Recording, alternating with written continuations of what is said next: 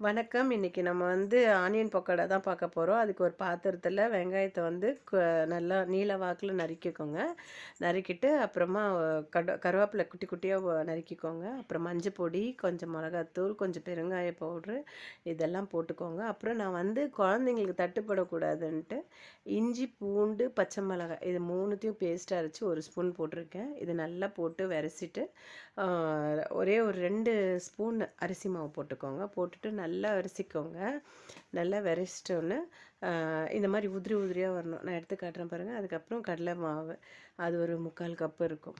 அது ஒரு 3/4 கப்பு கடலை மாவு போட்டு நல்லா பக்கத்தில் வந்து நான் எண்ணெய் சூடாக வச்சுருக்கேன். அதில் வந்து ஒரு குழிக்கரண்டி அது ஊற்றி நல்லா மிக்ஸ் பண்ணிக்கோங்க. மிக்ஸ் பண்ணிவிட்டு கொஞ்சம் தண்ணி ஆட் பண்ணுங்கள். தண்ணி தெளித்து தெளித்து ஆட் பண்ணிவிட்டு சூடாக நான் எண்ணெய் வந்து சூடாக வச்சுருக்கேன். நான் அதில் வந்து போட்டு பொரிச்சு எடுங்க.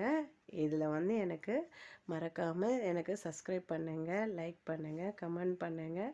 நீங்கள் சப்ஸ்கிரைப் பண்ணால் தான் எனக்கு இன்னும் மேலும் மேலும் வரும். இந்த மாதிரி பொரிச்சு எடுத்திங்கன்னா